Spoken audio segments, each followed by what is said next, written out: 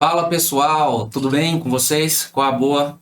Iniciando aqui mais um podcast do Ciclo em Mente, seu podcast em que cada pedalada é muito além do que o simples giro do pé de vela.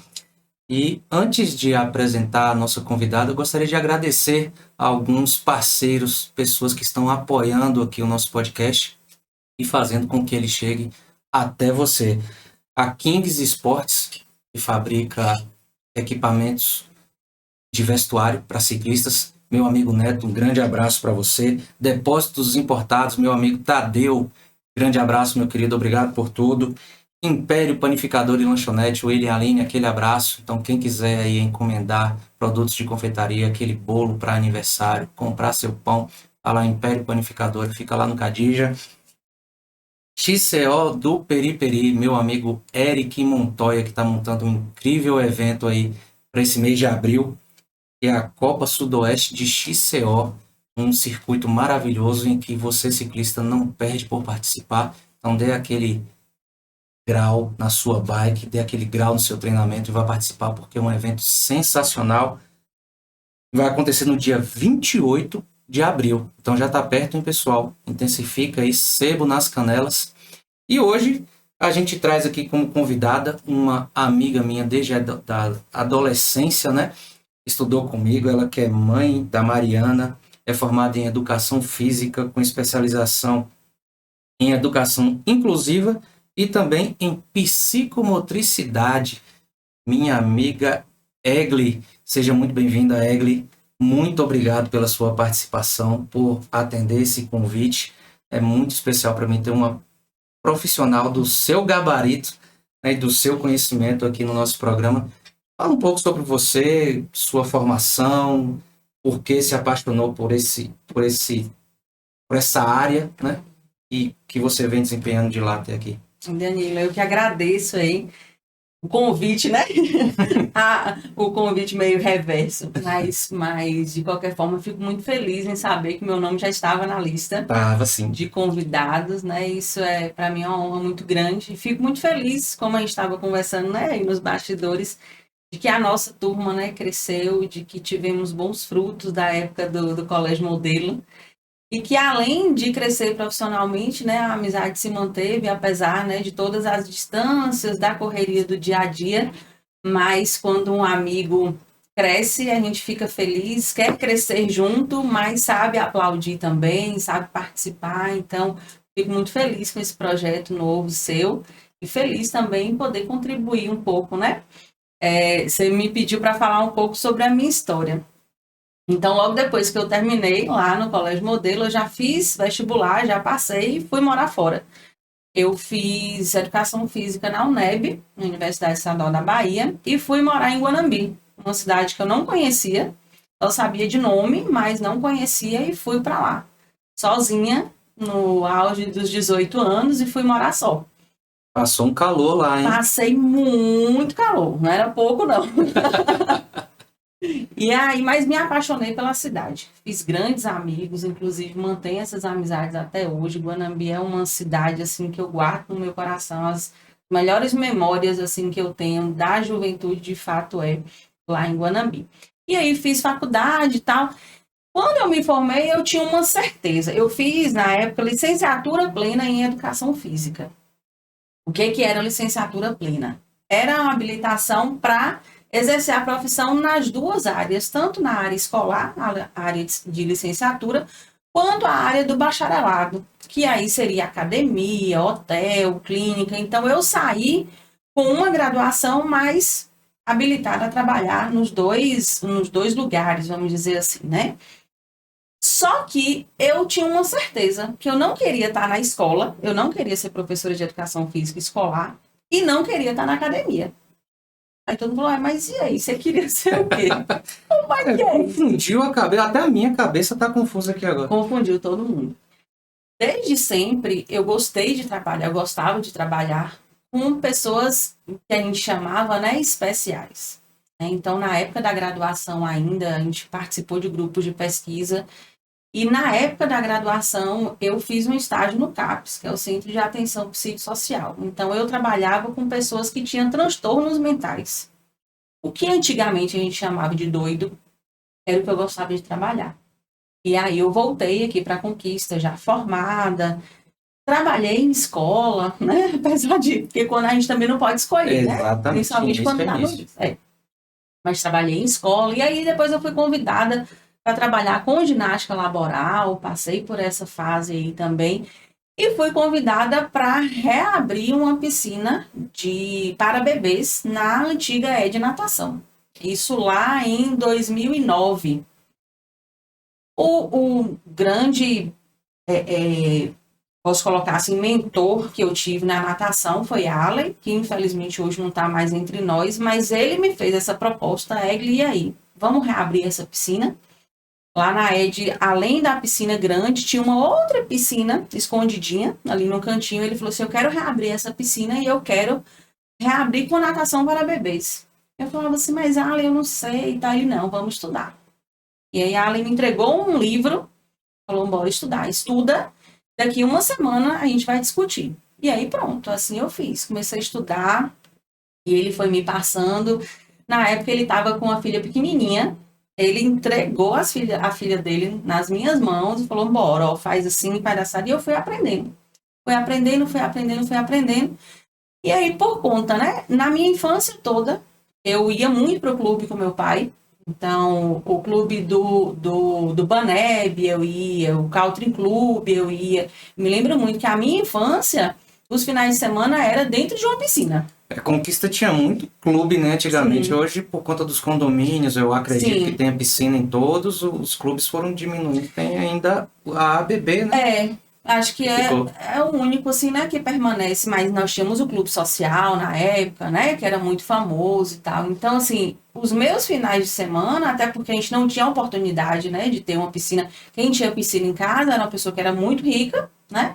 Hoje, como você falou, tá mais difundido, mas na época não era. Então, a vivência que eu tinha, a experiência que eu tinha de piscina, era essa experiência, e também porque eu fiz algumas aulas na antiga Augustus, né, que era ali na mesma rua da ED Natação, eu fiz lá em Augusto.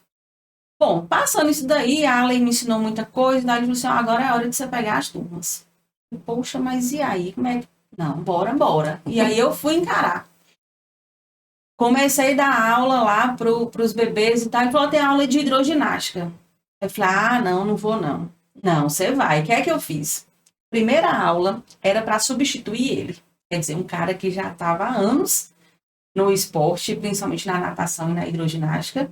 Ele era coordenador da parte aquática da academia e eu ia substituir ele, meu Deus. Mas vamos lá. Era um sábado e quem que estava lá para fazer a aula? A sogra de Allen. Meu Deus do céu, a mulher vai me descascar. O que é que eu fiz?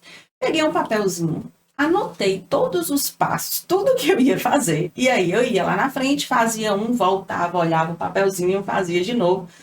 Pronto, aqueles 45 minutos, foi os 45 minutos mais longos da minha vida. Resultado, chegou na segunda-feira, e aí, Allen, como é que foi? Olha, todo mundo gostou da sua aula. Aí veio aquele alívio, né? Eu falei, poxa, é isso mesmo. E aí, dei continuidade. Pronto. Decorou o passo a passo. Decorei o passo a passo. Pra não estar indo olhar toda hora. Parecendo um robôzinho ali, mas vamos lá. E eu fui recebendo dicas, né? Dos professores que já estavam lá, professores que já tinham mais experiência que eu, porque, na verdade, eu era recém-formada. E e aprendendo, né? Aquele ofício ali de ser professora de natação. Porque na faculdade a gente não fica sabendo de todos os esportes, né? A gente, lógico, tem as aulas práticas, as aulas teóricas, tem um conhecimento prévio, mas isso não lhe dá um subsídio para dizer assim, ó, você vai ser professor de vôlei, por exemplo, ou você vai ser professor de natação, né? Você tem o reforço ali, você tem a habilitação e tudo, mas depois você tem que ir se especializando. Buscar especialização. Exato. E aí, depois disso tudo, as pessoas foram me procurando, né? Foram gostando da minha aula, né? Foram procurando, foi vendo que eu levava jeito, né? Ó, ela tem paciência, trabalha com essas crianças. E aí, depois disso, eu saí da ED, não deu mais certo, eu fiquei 1 ano e pouquinho lá, e aí fui para a Ativa.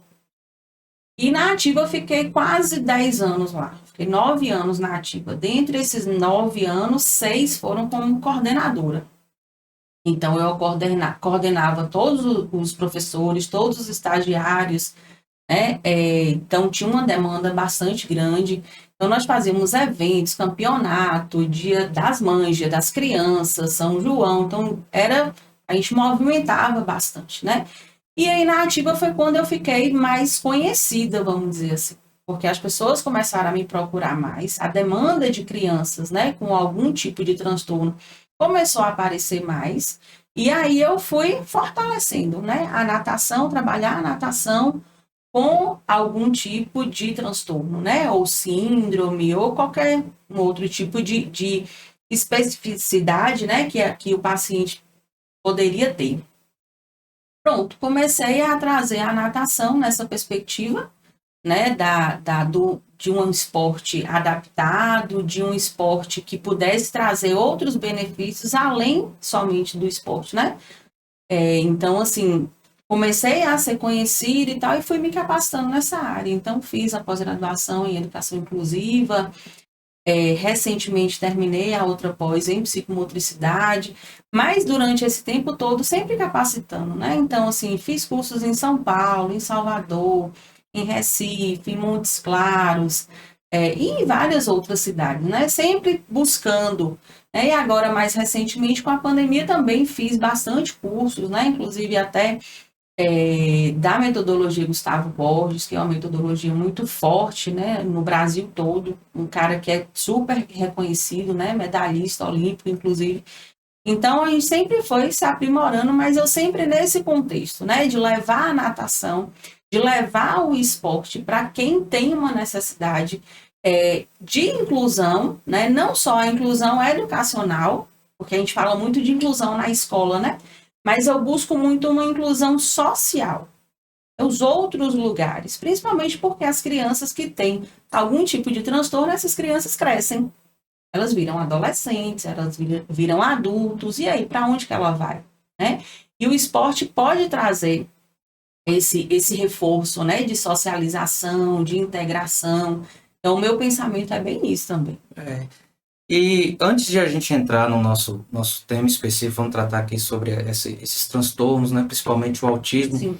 Já que a gente está entrando aí no mês do autismo, eu queria chamar a atenção para você que está aí, ainda não se inscreveu no canal, faça sua inscrição, comenta nos vídeos, assista os vídeos que a gente já publicou, comenta nesse aqui também, Egli vai estar assistindo depois e colocando aí, respondendo as perguntas, tratando as dúvidas. Você também tem acesso aí ao Instagram da academia dela, acessa, vai lá, verifica os conteúdos, entre em contato, ela trabalha na ativa, enfim. Egli, já entrando mais aí nos nossos temas, antes, volta a fita, queria mostrar para vocês, a Egli está tendo a honra aqui de, junto comigo, estrear nossas canecas aqui do Ciclo em Mente, ó. Só não pode saber o que é que tem aqui, né? Não. É segredo, né? Então pode falar. O que tem tá aqui, bom. Tá, segredo. né? É algo que deixa a gente mais espontâneo. Deixa. Mais tranquilo, mais relaxado. Quem não conhece até pensa, né?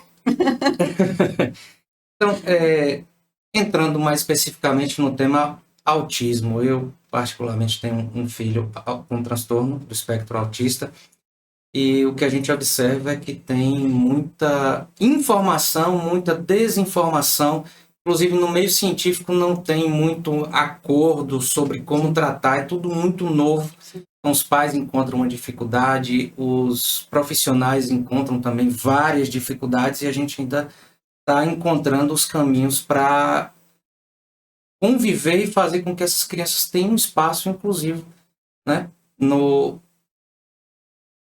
esporte, na escola, em casa. E como você tem essa formação, fala um pouco para a gente o que é o espectro autista, como é definido hoje, porque a gente tinha níveis, hoje tinha grau, hoje é nível, enfim. Esclarece um pouco para a gente o que é o transtorno do espectro autista. Antes de esclarecer, A gente está entrando no mês de abril, né? Dia 2 de abril é o Dia Mundial da Conscientização sobre o Autismo. E para que vem esse dia, né? Por que fala-se sobre esse dia? Justamente para que cada vez mais a gente possa difundir sobre o espectro, né?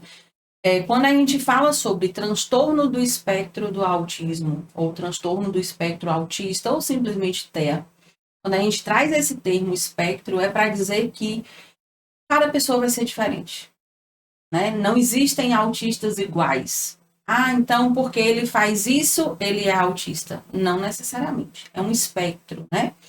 Só que dentro desse espectro, de fato, tem algumas coisas que são semelhantes, algumas características que são semelhantes. E essas características fazem com que a gente entenda e até faça uma hipótese diagnóstica de que realmente aquela criança, ou aquele indivíduo, aquele adulto, adolescente, possa ter o transtorno. O transtorno do espectro autista é um transtorno do neurodesenvolvimento. Ou seja, o início dele se dá lá na infância. Na verdade, a criança ela já nasce dentro do espectro. Ela não vai desenvolver ao longo da vida. Ah, não, eu desenvolvi o autismo quando eu tinha 20 anos. Não existe isso. Tanto é que a gente tem muitas dúvidas, né, sobre os diagnósticos de pessoas na fase adulta. Porque o autismo, ele, de fato, ele tem ele aparece muito forte na infância. Então, assim, a infância ela não vai passar desapercebida, ou o autismo não vai passar desapercebido pela infância. Ele vai ser mostrado na infância em algum momento. E aí, puxando a brasa aí para minha sardinha, os marcos motores são marcos que a gente faz com que a gente tenha uma observação melhor sobre esse transtorno. Porque, de fato, a criança pode ter algum atraso motor. Todas as crianças terão? Não necessariamente. Mas a grande parte tem. Então, por exemplo, se é uma criança que ela não tem, que ela já está com 6 meses, por exemplo, e ela ainda não tem sinais de prontidão para a introdução alimentar, é uma criança que tem hipotonia muscular, é uma criança que não consegue sentar, é uma criança que não responde ao contato visual. Hipotonia é um termo assim bem generalista, seria a fraqueza muscular. Sim, sim. Né? É aquela criança que quando você pega uma criança assim molinha, não tem assim aquele tônus, aquela força muscular, né? Você sente que ela é molinha mesmo, né? A grosso modo dizendo, até para ficar mais fácil o entendimento, mas seria isso. Então você percebe que a criança ela não tem esses sinais de prontidão, né? Para poder iniciar a introdução alimentar. Fala assim, opa, por que essa criança não tem? E aí você vai analisando outras coisas. Por exemplo, é uma criança que não faz contato visual. É uma criança que quando era menorzinha ainda, lá nos primeiros dias de vida, quando ela estava amamentando, ela não fazia o contato visual com a mãe. A mãe olhava ali para ela estava amamentando, mas esse bebê não olhava. Né? O contato visual é algo que tem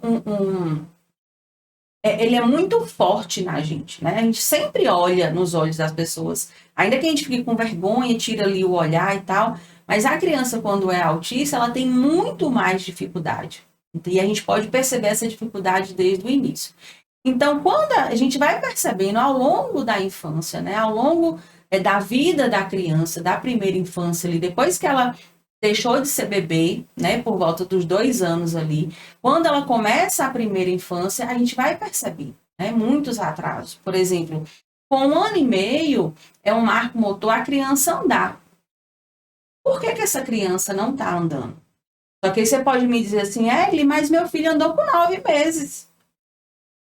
Tudo bem, ok, ele andou com 9 meses. Aí é o que a gente chama de uma janela. Ele pode andar a partir dos 9 meses, vamos colocar assim, ou de 10 meses, até 1 ano e meio. Passou de 1 ano e meio, é considerado um atraso motor. Então, beleza, ele está com 1 ano e 7 meses, não anda ainda, vamos investigar. E aí, essa investigação motora, a gente também vai investigar outras coisas, como eu falei com você. A hipotonia, a questão do contato visual, não faz contato visual, não dá tchau, não emite sons, não repete o que o outro, não tenta repetir o que o outro está falando. É um bebê, uma criança que não sorri, é uma criança que você chama e ela não procura, porque a gente sempre faz isso, né? Por exemplo, o pai chega em casa e aí ele começa a fazer um assovio. Toda vez que a criança escuta esse assovio, ele já fica doido procurando o pai. E a criança, quando está dentro do espectro, ela não consegue fazer essa ligação entre o som e quem está chegando e querer procurar, né? Então, esses são alguns sinais que a gente pode perceber lá desde a primeira infância, né? São sinais de movimentação de cabeça, de movimentação de olho, de movimentação de mãozinha, né? Poxa, se a criança não está tendo esse tipo de retorno, né, que seria até um retorno de comunicação, pode ser que ela esteja dentro do espectro. Por que eu digo pode ser?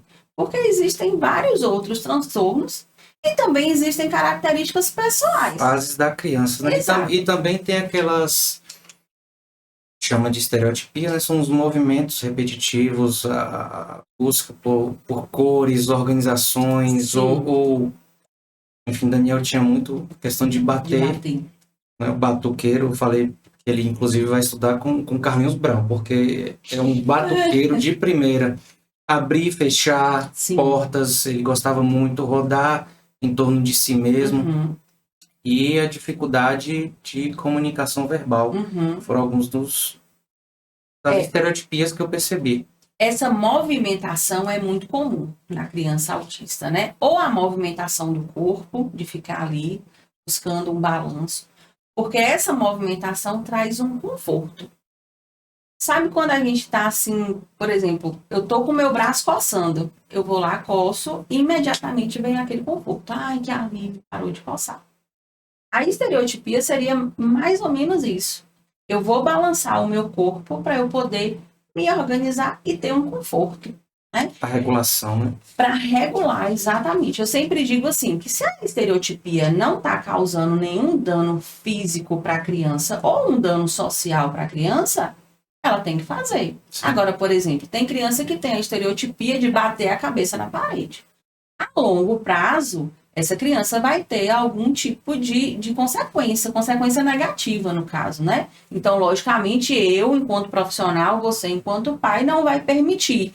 Então, a gente tenta trocar por uma estereotipia ou por outra estereotipia ou, por exemplo, por um objeto. Então, vai ser muito comum vocês verem, por exemplo, uma criança com alguma coisa na mão, e ele tem que ficar com alguma coisa na mão, com esse objeto de apego. E aí, quando perde esse objeto de apego, aí pronto, desorganiza por completo. É por isso que muitas vezes a gente vê nas redes sociais, né? Gente, quem tem aquele cachorro da década de 90, pelo amor de Deus, me arranja, eu compro por qualquer valor, porque meu filho precisa dele. Porque é um objeto de apego, e faz com que essa criança se regule. Então, essa repetição de movimentos também já é um sinal de alerta para a gente poder ficar, poxa, será que está acontecendo alguma coisa? Então, aquele bebezinho que movimenta muito as mãos na frente dos olhos, passa minutos, horas com essa mãozinha ali, já pode ser um sinal de alerta, né? Aquela criança que ao invés de brincar com o carrinho, de bater, de virar o carrinho, ele simplesmente vira o carrinho, deixa as rodas para cima e se concentra naquela roda ali. O movimento giratório da roda. Exatamente. E aí ele vai ficar fixado em qualquer desses movimentos que faz esse giro. Uma bicicleta, um ventilador, é a tampa de uma panela quando cai ali no chão, né? Então, qualquer coisa que faz girar, ele vai ficar ali, ó, fixado naquilo ali. Então, é muito comum, né? A gente perceber um bebê, por exemplo, uma criança de 2 anos, bom, ele não tem interesse por outros brinquedos, ele não monta bloco, ele não brinca de super-herói, ele não brinca num carrinho imitando a realidade, ele só vira o carrinho e fica naquela roda ali o tempo todo. É necessário uma investigação. Agora, é importante dizer também, Danilo, que esses sinais isolados não quer dizer nada. A gente precisa de um conjunto, né? E, inclusive, um conjunto também relacionado às questões sociais. Como que é a família dessa criança? Porque, por exemplo, às vezes eu posso ter uma família que o pai é mecânico, que o pai conserta pneu, que o pai conserta rodas. Então, é muito natural que a criança tenha uma fixação por rodas, por carro, por moto, né? Porque ele vê o tempo todo isso dentro da casa dele, né? Então, a gente precisa avaliar e analisar o contexto geral. Tanto é que um dia desses uma mãe falou assim, Egli, eu vou mandar uma foto para você, porque meu filho empilhou não, meu filho colocou todos os carros um atrás do outro. Aí ela me mandou essa foto, eu disse assim, essa foto para mim não significa nada. Como que é o trânsito? Como que os carros ficam? Os carros ficam um atrás do outro. E aí eu vou dizer simplesmente que por conta daquela foto, porque o carro estava um atrás do outro, enfileirado, eu vou dizer que essa criança é autista? Eu não posso fazer isso. Seria até...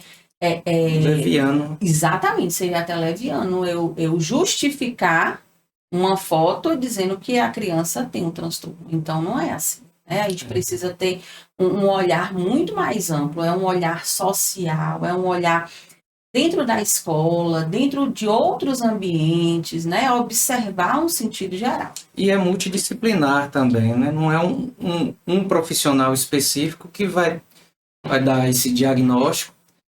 Enfim, falo por experiência própria, Daniel, inclusive, o diagnóstico dele pela neuropediatra não foi feito imediatamente, mesmo ela tendo a avaliação psicológica, psicomotora, do fonoaudiólogo, enfim, teve vários profissionais envolvidos aí até que se chegasse ao diagnóstico. No ano passado ele estava no nível de assistência 2, esse ano, quando foi investigar, já nível 1, de acordo com o desenvolvimento dele, embora a mudança de rotina da escola, férias e retorno à escola alterou bastante. E isso a gente percebe que as crianças, e a gente aqui está falando de crianças justamente para lembrar que é algo muito recente, essa questão, esse trabalho voltado para o autista, como Egli bem citou na introdução dela, falando da própria história. Você antigamente trabalhava com as pessoas doido, né? Hoje a pessoa ela tem um transtorno mental, ela tem um transtorno do espectro autista, ela tem uma síndrome específica. Isso. E quando a gente fala de autismo, tem aí os níveis de assistência. E geralmente o que eu tenho percebido, principalmente quando eu vou às clínicas para ir com o Daniel em relação à terapia, inclusive, é que a maioria das crianças que tem autismo, ela não vem só com o autismo. Ela vem com outra síndrome, ela vem com um retardo cognitivo, né? Uma diminuição da sua capacidade cognitiva. E graças a Deus, eu digo isso sempre e repito e agradeço nas minhas orações, graças a Deus, Daniel só tem o autismo. Então, a vida da gente facilita um pouco mais porque a gente vai específico na necessidade dele e não tem outros fatores complicadores, digamos assim. E isso gera aí alguns desafios para essas crianças. A gente vai falar também sobre adultos, né, que tem um diagnóstico tardio. Inclusive, tem uma prima que já diagnosticada agora depois dos 15 anos de idade. Ela foi diagnosticada, mas é uma menina inteligentíssima, faz desenhos com uma perfeição absurda. Então, você que trabalha nesta área, tem mais essa familiaridade. Quais são esses desafios mais comuns das crianças com autismo? Inclusive, em relação à prática esportiva, que a gente já entra no ciclismo, você também tem a academia lá, os movimentos, enfim, para atrair essa atenção da criança, para que ela faça o exercício. Enfim, quais são esses desafios mais enfrentados para essas crianças? Para eu te responder sobre essa questão dos desafios, eu vou falar um pouco sobre a questão dos níveis, né? Antes a gente falava em grau, leve, moderado e severo. Entendendo que o leve era aquele que era tranquilo, que era só o esquisitão que a gente chamava lá na sala de aula, né? Ah, é o CDF que fica lá no canto da sala, que ele não quer contato com ninguém. E o grau 3 era aquele que se mordia, que batia, que era nervoso, que não conseguia aprender. Hoje mudou esse conceito, a gente não usa mais grau, né? Não existe mais leve, moderado, severo, a gente utiliza os termos de nível de suporte. E o que é esse nível de suporte? O quanto de suporte que a criança necessita. Por exemplo, o nível 3, não necessariamente essa criança não vai falar, mas ela pode falar. Ela pode falar, ela pode conversar, ela vai entender sobre algum assunto, mas o nível de suporte que ela tem é um nível alto. E, por exemplo, ela não consegue ir ao banheiro sozinha, ela não consegue pegar uma água na geladeira, ela não consegue atravessar uma rua, ela se agride, ela agride o outro, ela tem estereotipias que fazem com que também tenha dificuldades sociais. Então, esse pode ser um nível 3 de suporte. Então, não necessariamente o nível 1 de suporte fala e o nível 3 de suporte não fala. Não necessariamente, tá? Então, esse nível 1 de suporte, ele é aquela criança que ele tem menos suporte, ele precisa de menos suporte. Então, é uma criança, por exemplo, ele tem uma dificuldade, sim, de interação, de comunicação social. É uma criança que, por exemplo, você vai chegar para ele e vai perguntar como que foi seu dia na escola.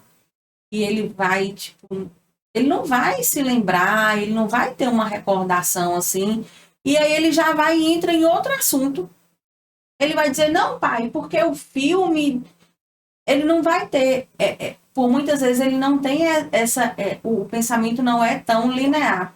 Mas não que ele não tenha aprendido, ele aprendeu, ele vai ler, ele vai escrever. E às vezes até mais do que os outros alunos, né? Eles têm uma retenção tem uma das memória informações, muito memória boa, muito... sabe? Então, assim, às vezes a gente se questiona muito, né? E por muitas vezes a gente fala, não, mas ele é muito inteligente.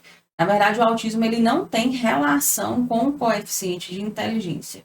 O autismo, ele é um espectro, mas ele não tem relação com atraso, retardo, deficiência ou dificuldade cognitiva. Lógico que alguns vão ter, e aí de fato já entra nesse nível 2 ou 3 de suporte, né? Justamente pela dificuldade de aprender e de reter aquele conhecimento, mas não necessariamente. E aí o que acontece? As dificuldades vêm justamente por conta das comorbidades. Por exemplo, o autismo, ele tem a questão da agitação motora, da seletividade alimentar, das questões relacionadas ao sono, das questões relacionadas às questões sensoriais, como, por exemplo, ao barulho, à luz, à textura. Esses são um dos desafios maiores que a gente tem, né? Principalmente luzes, barulhos, texturas, é algo que afeta, ali, né? O tempo todo está ali. E a gente também tem desafios não só em relação à própria pessoa, à própria criança autista. Tem um exemplo que me chama bastante a atenção. São umas crianças que são de outra cidade, são trigêmeos. Todos três têm o diagnóstico de TEA e algumas outras, né, síndromes, alguns outros transtornos.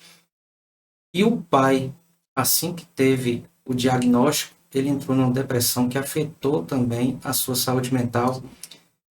E eu acho impressionante que ele vem dirigindo da outra cidade para cá, só que quando ele pega na mão da criança, você percebe que não é ele que conduz a criança, é a criança que o conduz, ele está num estado, assim, catatônico, digamos. E é a mãe dessas crianças que tem que cuidar de 3 gêmeos, e é um autismo, né, já é um grau de suporte, um nível de suporte, tem, acho que 3, eles são bem difíceis de lidar, e ela, além das crianças, ainda tem que cuidar do marido, que teve essa complicação também por conta do diagnóstico. Então, os desafios são muito grandes. São muitos e, digamos assim, contempla todo o círculo familiar. Sim. Né? Não é só a criança. E a gente tem um número grande de pessoas que são autistas, sobretudo adultos que são autistas, que não sabem que são autistas, que são tratados, inclusive, com outros transtornos, como, por exemplo, a esquizofrenia. né? Tanto é que o autismo, ele foi, em algumas décadas aí atrás, tratado como esquizofrenia infantil. Então, achava-se que aquele menino que tinha autismo era esquizofrênico, né? E nós temos hoje um número grande de pacientes adultos que têm a depressão e a ansiedade, que são tratados como depressão e ansiedade somente, mas que está dentro do espectro. Então, assim, são muitas dificuldades, né? Como você falou, não é só para a criança ou só para aquele adulto, é para a família toda. Porque você imagina, você leva seu filho numa festa de aniversário, e aí quando as crianças começam a correr e a gritar, ele já se incomoda. Na hora dos parabéns, ele não tolera, ele coloca a mão no ouvido. Na hora de comer, ele não come nada, porque a textura do brigadeiro faz com que ele tenha ânsia de vômito. Na hora de tomar o refrigerante, ele também não toma, ou então ele toma exageradamente aquele refrigerante, porque ele não tolera a água. Então, assim, muita gente fala assim, que nada, se fosse filho meu, eu queria ver, deixa ele sem comer. E existem várias pessoas que deixam sem comer e a criança autista não come. Não come. A gente tem vários casos de criança com 5, 6 anos que fazem uso de mamadeira. É leite Mucilon, leite Nescau, porque ela não come nenhum outro tipo de alimento. Então, assim, são muitas complicações, sabe? Inclusive para o nível 1 de suporte. O nível 1 de suporte não é aquele assim, ele é autista bonitinho, conversa robotizado, mas ele sabe tudo, ele sabe escrever o nome dele e tal, e ele só não gosta de usar roupa de manga comprida. Não, não é só isso. Não é só isso. São muitas outras dificuldades.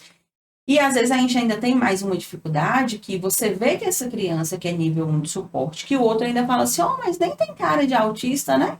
E quando essa criança se desorganiza, você fala assim, mas gente, por que aquela menina tá chorando daquele jeito? Por que ela nem... Aí quando você fala, não, ela é autista, mas nem parece. E autista não tem cara, não tem sexo, apesar de que a prevalência maior ainda é dos meninos, né? Tanto é que essa questão de usar o azul, né?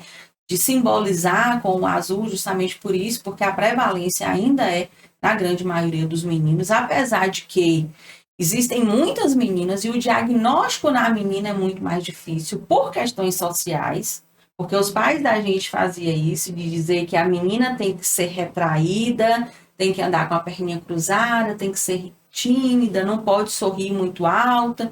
Então, quando você olha uma menina que ela já faz isso naturalmente, você diz assim, não, ela só é tímida. Por conta da pouca interação social, associa-se à timidez. Sim, sim. E tem esse preconceito também das outras pessoas em relação aos autistas. Você falou muito bem. Se fosse meu filho, como se fosse uma malcriação, como se fosse algo que tivesse relação à falta de controle e de autoridade dos pais, e longe disso. Longe disso, não é nenhuma falta de controle, nenhuma falta de educação, simplesmente uma dificuldade. Aqui, por exemplo, nós fomos ao circo uma vez e estava tudo bem. Só que na hora que iniciou o espetáculo, tinha uma banda se apresentando ao vivo e a banda iniciou juntamente com aquele jogo de luzes. Nossa, foi algo assim que afetou Daniel de uma maneira absurda. Ele se desregulou completamente e eu tive que sair daquele ambiente imediatamente com ele. E algo que me surpreendeu positivamente em relação ao circo foi que tinha alguns funcionários na área ali que vende pipoca, enfim. Eles perceberam o que estava ocorrendo e eu falei, ele tem autismo e afetou a bateria. Na hora que começou a bateria muito alta e o jogo de luzes, ele se desregulou. E aqui fora ele está um pouco melhor, ele já me abraçou e tal. Eles pegaram uma cadeira, colocaram de frente para o corredor que dava acesso ao espetáculo do circo, abriram as portas, falaram, você está conseguindo ver, pai, daqui? Será que ele consegue ver? E por conta da menor incidência das luzes e do som, ele se regula, ele consegue se acalmar. Enfim, eu tive que ligar para alguém buscá-lo, né, porque eu estava com meu outro filho, com ela. foram buscar, mas ele melhorou e eu fiquei muito sensibilizado com a atitude do pessoal de acolhimento. Eles em nenhum momento olharam pra gente assim, ó, o menino ali tá tendo um ataque, tá dando calundor. Não, eles tiveram um olhar especial de acolhimento e eu fiquei muito feliz. A gente deixou inclusive um presente para funcionária que fez isso. Mas nem todo mundo age dessa forma. E a gente tem esse desafio aí social, digamos assim. Assim, é muito bom, sabe, Danilo, ouvir isso. Toda vez que eu chego lá no meu espaço fica dentro da academia ativa, né? Eu subloquei uma sala e coloquei lá a minha academia que atende todas as crianças, independe de transtorno, independe de diagnóstico. Então, por exemplo, eu tenho crianças que são nível 3 de suporte, né, autistas, mas eu tenho crianças com T21, a síndrome de Down, e eu tenho crianças que têm o TDAH e tenho crianças que não têm nenhum tipo de comprometimento e que estão lá junto. E a minha ideia é justamente essa, né, da gente fazer a inclusão social. Eu não quero somente que aquela criança faça o exercício, eu quero que ela esteja em todos os lugares. Integrada. E eu brigo muito, porque assim, na porta da academia tem uma vaga específica, reservada para a pessoa com deficiência. Essa vaga é para qualquer um que é deficiente, não somente o deficiente físico. E aí, nessa vaga, ela tem, logo após a vaga, tem uma faixa que é pintada ali, né, zebrada, que é justamente para poder ter um espaço para a pessoa se locomover, no caso de um cadeirante, né? Ela sai do carro, coloca a cadeira dela nessa faixa para poder subir a rampa e tal. Eu fico possessa quando eu vejo uma moto parada em cima dessa faixa. Você quer ver uma pessoa louca? Sou eu. Eu fico possessa. Porque, assim, é um absurdo, né? As pessoas, independente de qualquer tipo de diagnóstico, as pessoas são diferentes, né? Então, assim, não é porque ela tem uma condição de limitação, que é uma cadeira de rodas, por exemplo, que ela não possa utilizar uma academia. Mesmo porque a academia é um espaço que não é um espaço puro e meramente estético. Quantas e quantas pessoas estão ali pela saúde, pela reabilitação, porque sofreram um acidente, porque querem tratar algum tipo de doença crônica, né? Uma hipertensão, uma diabetes.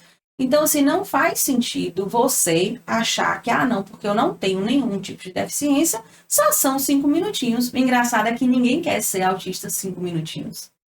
Ninguém quer estar numa cadeira de rodas 5 minutos, né? Mas parar naquela vaga a pessoa quer. Então, assim, eu acredito muito nisso, sabe? Que a inclusão, ela precisa ser ampla, ela precisa ser social. Né? Não é, não, eu vou, por exemplo, em tempos remotos, a segregação existia. E como que era a segregação? Ele dizia assim, não, Danilo, você pode levar Daniel no clube. Só que você só pode levar Daniel no clube terça e quinta, 3 horas da tarde. Aí ele dizia assim, mas olha, ó coisa boa. Seu filho tá indo pro clube. Mas será que é bom mesmo? Será que eu... E a ideia não é essa. A ideia é que Daniel vá ao clube o horário que ele quiser, o dia que ele quiser. Né? E o que eu trago, a proposta que eu trago é justamente essa. Lógico que você pode até me perguntar, Egli, mas tem pessoas que não vai conseguir ter essa interação social, porque o autismo, de fato, tem essa dificuldade. Né? É uma criança que, às vezes, não vai tolerar o grito do outro. É uma criança que não vai tolerar, por exemplo, muitas pessoas juntas cantando parabéns. Né? Ou é uma criança que vai ter uma dificuldade em responder os comandos quando tem muita gente junto. Então, esse paciente, realmente, eu vou atender individual. Mas esse individual não é para excluí-lo.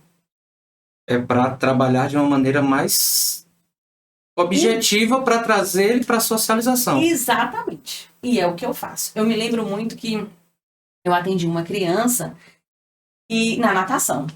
E atendi e tal, e ele sempre ia, gostava, pegava na minha mão, fazia e tal. Aí chegou um momento que eu chamei a mãe dele, falei assim, mãe, Eu posso falar o nome porque é uma pessoa assim, muito querida, eu sei que ela não vai se importar jamais. Falei assim, mãe, Gabi vai passar para a turminha com as outras crianças. O que é que aconteceu? Essa mãe começou a chorar. Não, tia Egli, porque todo mundo me chama de tia Egli. Não, tia Egli, eu não quero. Eu falei, não, mas ele vai ter que ir. Não, mas como assim? Ele vai ficar sem você? Ele vai ter que ir. E ela chorou, ai, não, e agora eu não quero, porque o outro professor, porque não sei o quê. Eu falei, não, nós vamos. Aí o que é que eu fiz? Gabriel já estava preparado. A minha aula demorava 30 minutos, a aula na turminha demorava 45 minutos. Então, quando eu terminava a minha, ainda tinha 15 da outra, né? Aí eu ia para essa outra turma, ficava 15 minutos com o Gabriel e ia passando para os professores. Ó, Gabi gosta disso, Gabi gosta daquilo e tal. E fui passando. Pronto. Gabriel entrou na turma. O que é que aconteceu? Meu objetivo foi alcançado. De ensiná-lo e de fazer com que ele estivesse dentro de uma turma. E às vezes a gente que limita, a gente quer responder pela criança, né, quer fazer com que ela se encaixe naquilo que a gente espera dela e impede que ela se desenvolva. Sim. E sabe o que é o melhor dessa história toda? É que há alguns meses aí, deve ter uns 3, 4 meses, a mãe de Gabriel me mandou mensagem, já tem, sei lá, acho que já tem uns 4 anos que eu não dou mais aula para Gabriel. Hoje já é adolescente, toda coisa mais linda do mundo, sou apaixonada. E aí ela me mandou uma mensagem, ela falou assim, eu tenho que te mandar uma mensagem de áudio, porque eu não vou conseguir escrever. Ela falou assim, ó, Gabi estava na piscina aqui do condomínio, junto com o irmão dele, que é menor. E aí tinha uma criança se afogando. Quem que salvou essa criança que estava se afogando?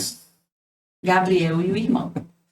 Então, assim... Arrepia. Não, aqui também, ó. Eu zerei o jogo, entendeu? Pra mim, podem falar o que quiser, pode... Zerei a vida. Pra mim, o que importa é isso aí, entendeu? Uhum. De entender que Gabriel, junto com o irmão dele, o irmão menor, teve condições, que tem realmente, de salvar uma vida. De salvar uma vida. Porque você sabe que o afogamento independe de ser um copinho ou de ser o mar, ele pode matar do mesmo jeito, né? Então, assim, é isso que eu quero, sabe, Danila? É você entender a inclusão dessa forma. De mostrar que ele não fala, mas ele é capaz de perceber que o outro precisa de uma ajuda. Entendeu? Isso para mim é importante. Quando eu encontro com ele, ele não me abraça, ele não me beija, mas ele lembrou de mim em algum momento. Eu me fiz presente na vida dele, né? Então, para mim, isso que é o mais importante. Falou sobre essas questões de socialização, comunicação, comportamento, e já entrando na parte específica da atividade física, do ciclismo, da atividade motora ali, do exercício como um todo. Como adaptar isso? Uhum. É lógico que você veio desenvolvendo seu trabalho ao longo do tempo, muito mais na prática. Depois, esses diplomas, para mim, só são um pedaço de papel que comprova a sua experiência, porque você vem trabalhando isso ao longo de sua vida inteira. Como adaptar o exercício físico de uma forma geral, seja o ciclismo, a natação, a musculação, enfim, para esse tipo específico de público, para associar isso a um trabalho terapêutico, né? Porque acaba virando também um trabalho terapêutico. É muito recorrente as dificuldades motoras, né, na criança que tem o autismo.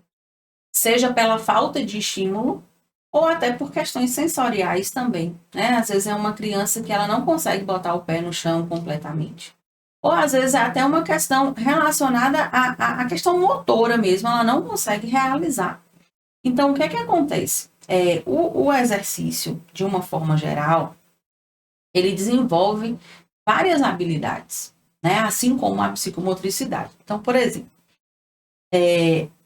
às vezes a gente pensa que a criança não consegue fazer o exercício. O que é muito comum? Deixa eu voltar aqui um pouquinho. O que é muito comum? Às vezes eu posso falar assim, Danilo, bora ali no forró, que vai ter uma aula de dança. Aí você vai me dizer assim, Eli, eu não tenho coordenação motora para isso, não. A resposta sempre vai ser essa, né? Mas por várias vezes, o problema não está na coordenação motora. O problema está, por exemplo, na noção de espaço que você não tem. ou você tem uma dificuldade em lateralidade.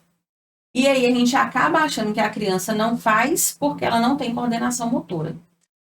Tem uma coordenação motora boa, tanto é que é uma criança que consegue subir e descer uma escada, é uma criança que sabe pular, é uma criança que consegue se arrastar, mas é uma criança, por exemplo, que não consegue escrever. É uma criança que não consegue pegar no lápis para escrever. É uma criança que não consegue manter-se numa cadeira sentada para poder escrever. Aí é justamente onde entra o exercício. O exercício ele vai trabalhar as funções motoras para garantir que ele consiga fazer esses outros movimentos. Por exemplo, para escrever, normalmente o que é que a gente fala? Eu preciso de coordenação motora fina. É assim? Todo mundo já ouviu falar isso. Mas não é somente da coordenação motora fina. Eu preciso de força, está relacionada ao tônus. Eu preciso de atenção, que também está relacionada ao tônus. Eu preciso de equilíbrio. Preciso saber de noção de espaço, porque senão eu não vou escrever. Por exemplo, quando a gente fazia caligrafia, eu precisava escrever dentro de um determinado espaço. Se eu não consigo entender, se eu não compreendo o que é um espaço, eu vou fazer como? De qualquer jeito.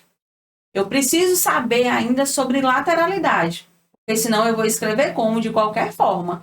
E como que a gente escreve? A gente escreve da esquerda para a direita, e quando eu vou fazer uma letra cursiva, por exemplo, eu começo de baixo para cima.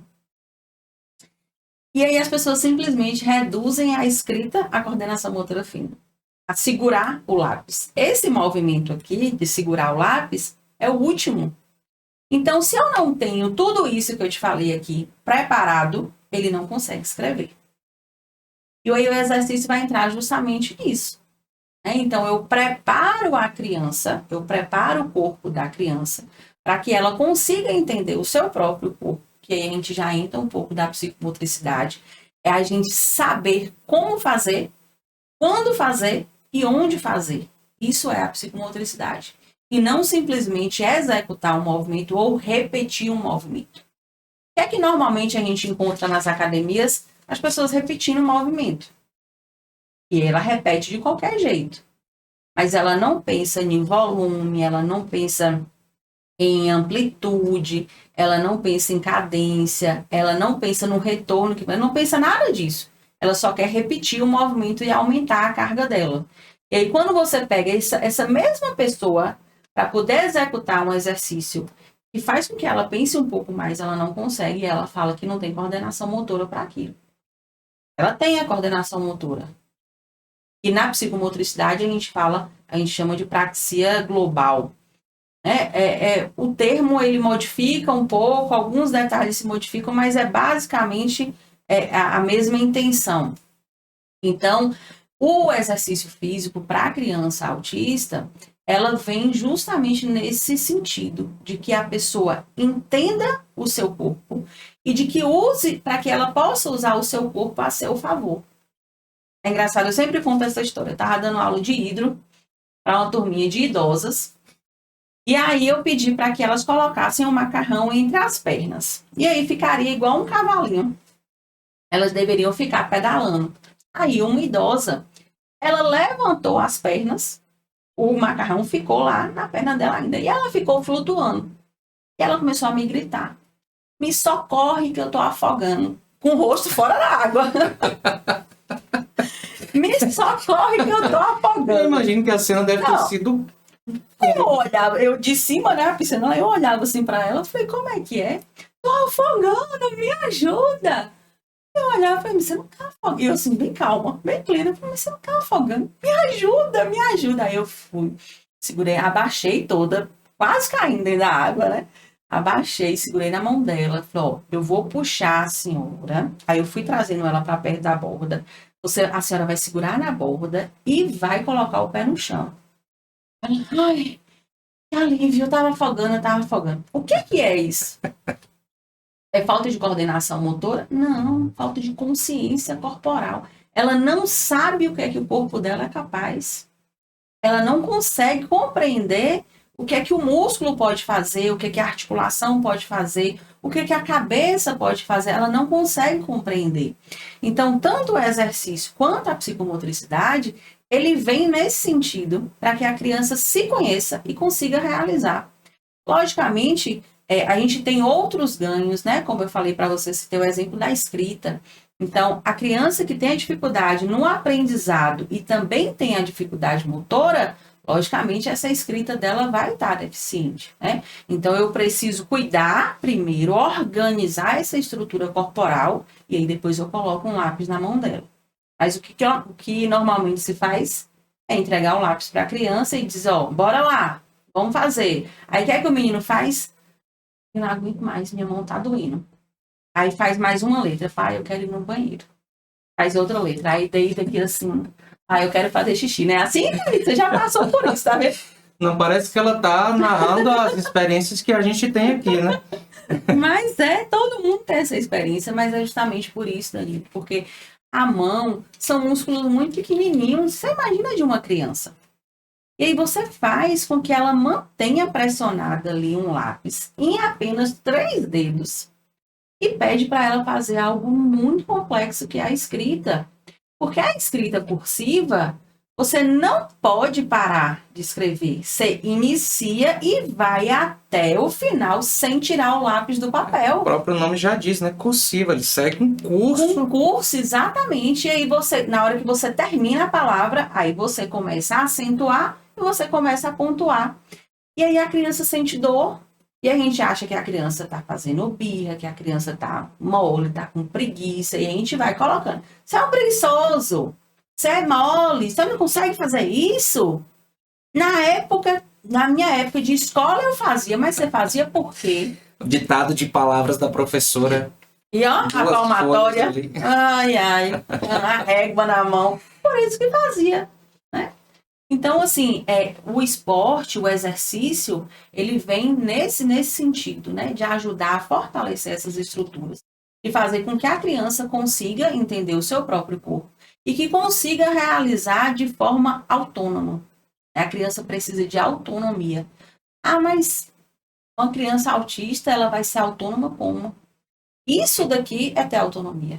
Você pegar um copo, beber o que a criança não vai beber o que a gente está bebendo, né?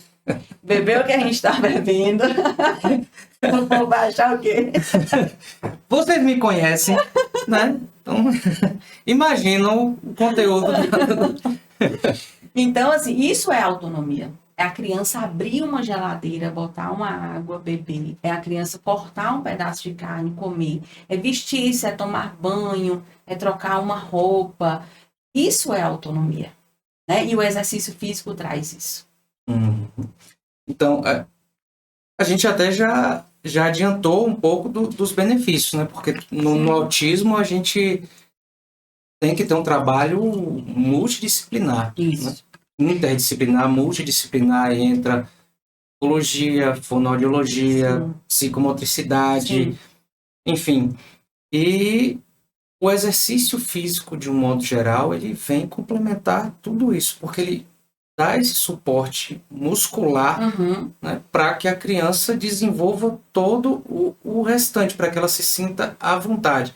Se as pernas dela estão fortes, para ela fazer aquele trabalho fisioterapêutico, se as mãos estão fortes, com a musculatura em dia para fazer aquele trabalho de coordenação, e, como você falou, já é a parte final de um processo gigantesco. Então, a atividade física, de um modo geral, ela vem complementar. E prático, no comportamento das crianças, como vem beneficiar a atividade física já na parte prática? Porque eu digo, as crianças têm muita energia. Né? Sim. Como eu falei no início, geralmente não vem o transtorno do espectro autista sozinho, vem uma hiperatividade ou alguma outra coisa. Vem uma agitação motora, vem uma insônia, vem uma dificuldade para se alimentar, né? Então, o exercício, ele também vai trabalhar nessas questões, né? O exercício por si só, ele aumenta e regula alguns hormônios, inclusive os hormônios relacionados à questão do sono, né? Então, é uma criança que ela vai dormir melhor. É muito comum a gente perceber que a criança que é autista, ela tem muita agitação.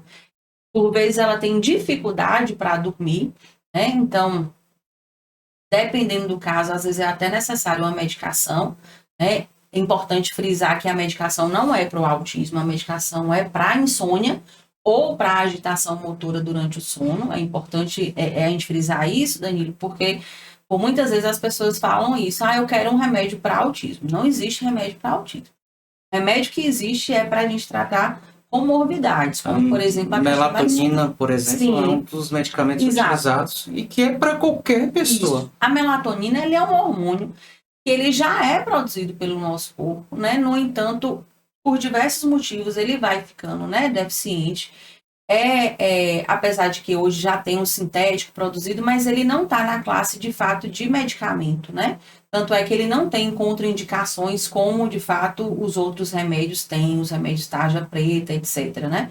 Então, apesar de tudo, ele é seguro e também é indicado para crianças, logicamente, quando é receitado, né, e indicado por um médico, né? Lembrando que só o médico pode fazer indicação de medicamento e apesar de não precisar de receita, mas ainda assim, como é uma criança que tem um diagnóstico e que possivelmente tem outras dificuldades, pode ser que simplesmente um remédio que seja natural pode causar algum dano para essa criança, né? A automedicação, ela não é indicada em hipótese alguma, Exato. porque tanto os fatores externos quanto os internos também têm um agravamento no comportamento da criança. Exatamente. Daniel, por exemplo, ele tem uma forte reação comportamental a antibiótico.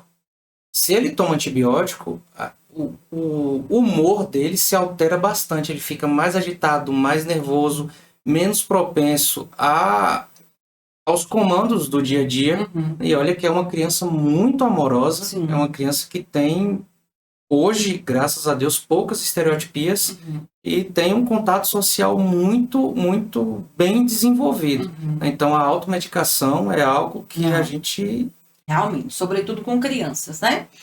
Então, o exercício, ele tem inúmeros benefícios, né? Então, ele vai regular o sono, vai regular o humor também, né? Ele traz essa questão social, ainda que a gente fale assim, mas você faz um atendimento individualizado, ou então, por exemplo, mas a bicicleta é individual, a natação é individual. Mas se a gente for pensar, o produto final que é individual, por exemplo, na natação, qual o momento, na natação infantil, né, que eu digo, qual é o momento que é individual? Só lá no final, quando ele vai competir, por exemplo.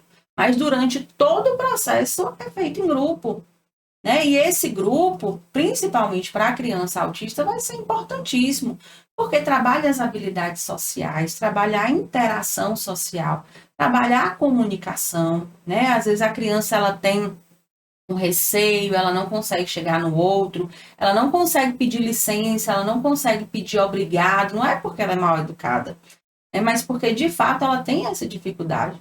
E aí o esporte traz isso. Por exemplo, a gente tem as artes marciais, é muito clássico isso, né? A gente tem ali o mestre como o cara assim que você vai reverenciar. Então você só entra no tatame depois que você fala com o mestre, com o professor, né, com o sensei. Então, você não vai entrar de qualquer jeito.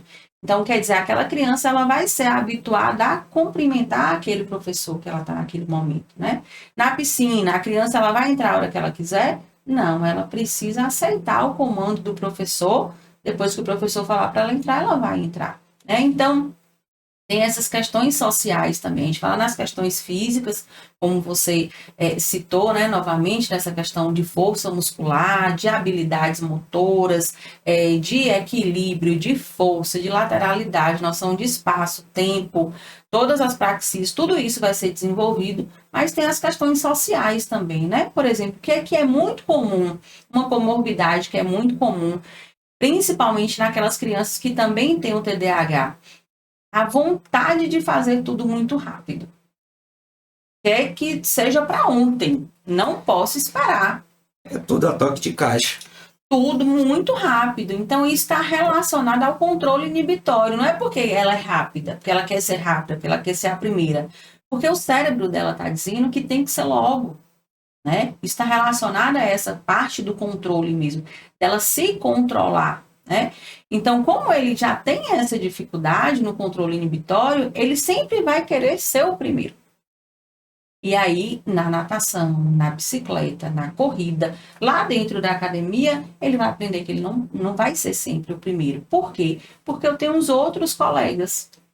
Então, assim, você até me pediu, eu acabei me passando, você até me pediu uma questão prática, assim. Isso acontece muito comigo. Um exemplo, eu fiz uma roda ali com os meninos e eles têm que, sei lá, passar a bola. Hoje você foi o primeiro, Danilo, beleza. Amanhã você não vai ser mais. Tia, mas eu quero ser o primeiro. Não, você lembra que ontem você foi? Então, assim, as pessoas que já passaram por mim sabem, Danilo, eu abraço, eu beijo, eu dou cheiro, eu dou carinho, sabe? Tiro foto, a maior coisa, mas também, ó, não pode. Aí o povo fala assim, na hora que eu subo a sobrancelha, já era. Bem clássico, bem clássico. Bem clássico. Então, assim, isso tudo é aprendizado, né? Então, assim, precisa saber, por exemplo, era muito comum, eu sempre vou citar esses casos, assim, dos meus alunos, pacientes e tudo, porque era muito comum acontecer. Atendi uma menina, nível 3 de suporte, alta agressão, ela não falava absolutamente nada, sabe? E aí, toda vez que a gente terminava a aula, ela me beliscava muito. Ela me beliscava, que eu saía muito mal da aula. E aí eu falei, não, eu preciso fazer alguma coisa. Isso não tá certo, não tem como. Qual que seria o caminho mais fácil? Eu chamar a mãe e falar, mãe, ó, não dá mais e tal. Não, eu preciso arrumar coisa aí para poder me organizar ela, porque eu também me desorganizava. Sim. Né? Eu era Deixa de ser beliscada, afetada ficava por isso. toda roxa, assim, ó, a unhazinha toda marcada eu ficava. E aí eu comecei a observar, né? Com a criança autista, a gente precisa muito observar para a gente poder entrar naquilo que ela está pensando, naquilo que favorece ela. E aí foi isso que eu fiz. Eu comecei a perceber que quando eu avisava, quando eu programava, quando eu deixava ela sabendo o que ia acontecer, quando existia a previsibilidade, ela não me beliscava. E aí eu comecei a dizer a ela, ó, você vai mergulhar até o final, vai voltar. Pronto. Mergulhar e voltar. Ó, agora você vai pegar as letrinhas lá no fundo. Agora, sabe o que a gente vai fazer? Nós vamos subir a escada, porque a nossa aula vai acabar.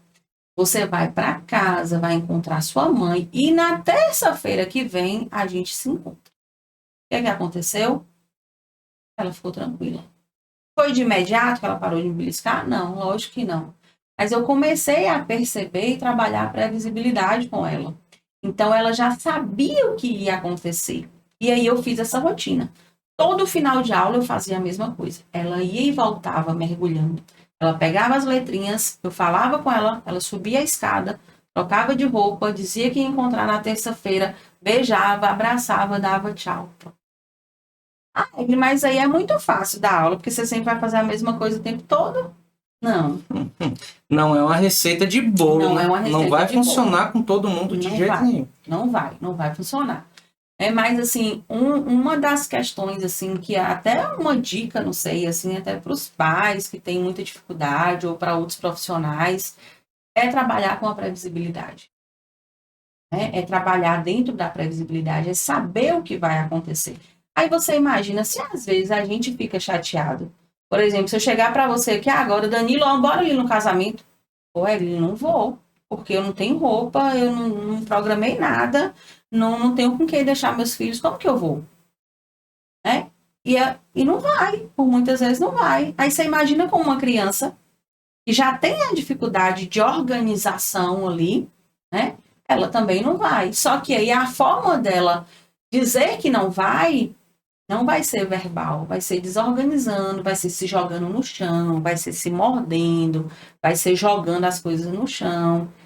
Na verdade, ela está dizendo assim, eu não tenho condições de ir. Só que a forma dela se comunicar vai ser diferente, né?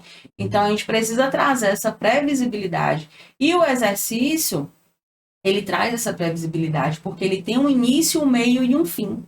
Então, por exemplo, se eu vou andar de bicicleta com meu filho e diz assim, ó, digo assim, nós vamos lá na Olivia Flores. A gente vai começar aqui na Coelba, nós vamos até o ESB e volto. Ele tem uma previsibilidade, ele sabe o que, que vai acontecer. Lógico, pode acontecer intercorrência? Pode. E aí a gente vai ter que saber lidar com isso daí. Né? Mas a previsibilidade, ela minimiza Sim. essa possibilidade de intercorrência. A gente trabalha muito isso também com o Daniel. Olha, hoje você tem terapia Isso. com tia fulana de tal. Você vai, ele vai tranquilo, volta, agora vamos tomar o banho, você vai para a escola. Chegando lá, fazer a tarefinha. Isso tem trazido para ele um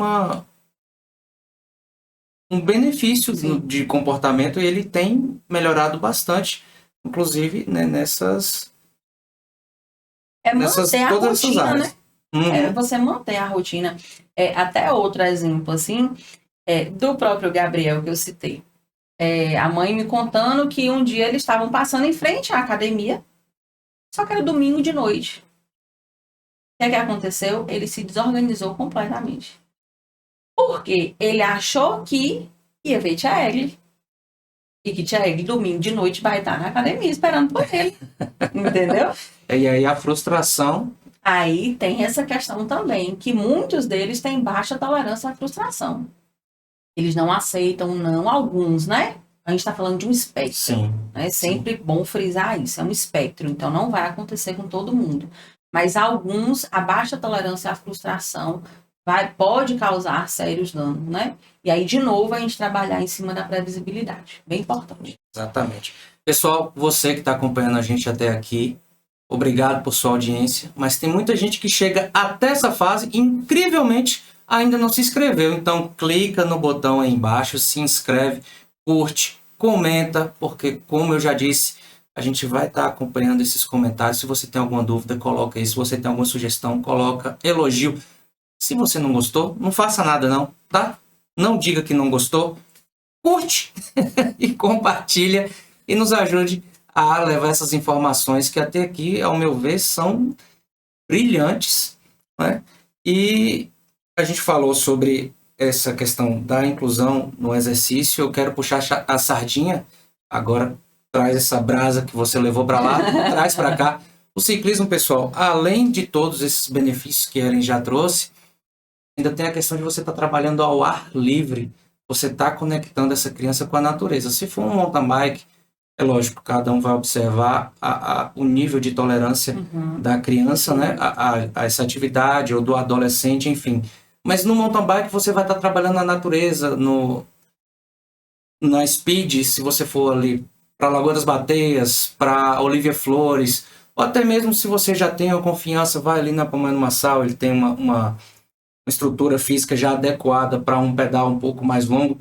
Essa criança vai estar, essa criança ou adolescente, ou até mesmo adulto, vai estar tendo um contato maior com a natureza e, além do equilíbrio, da força, do tônus muscular, vai estar tendo também essa interação com o ambiente. Isso favorece bastante, é lógico. Como o Egli falou, cada caso é um caso, né? Você vai observar as condições do seu filho, do seu sobrinho, da pessoa que vai estar participando com você, de como você vai estar integrando isso. Então, no ciclismo, você tem todos esses benefícios.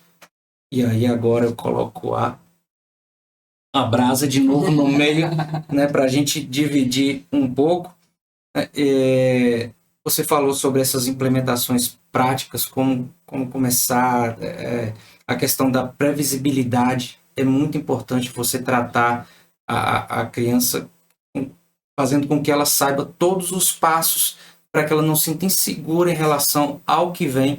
Isso funciona bastante com Daniel. Agora, trazendo um pouco mais para outra especialidade sua, que é essa questão da inclusividade, da educação inclusiva e da psicomotricidade. Né? Qual é o papel da educação inclusiva nesse sentido, depois que a gente já ajudou os pais e as crianças a se regularem em relação ao autismo, a tratarem melhor as questões do dia a dia e facilitar o desenvolvimento dessa criança, onde entra aí a educação inclusiva, a escola, o complemento dessa educação em casa e o trabalho com a psicomotricidade para a gente desenvolver essa criança de uma forma melhor. Danilo, eu sempre digo assim, né, que a criança ela precisa estar em todos os lugares, né? O exercício é uma forma disso acontecer, sobretudo a bicicleta. Quem é meu aluno, quem já foi meu aluno, os pais sempre sabem que eu sempre faço uma pergunta.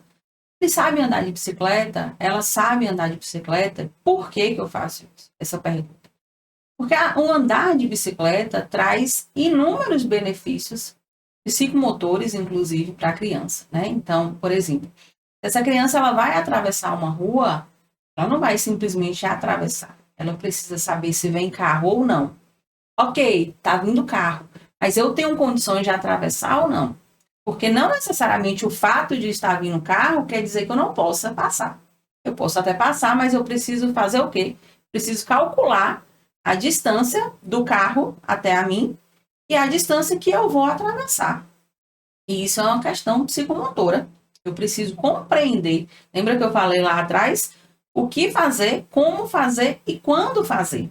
Ele sabe que ele precisa atravessar a rua. Como que ele vai atravessar essa rua?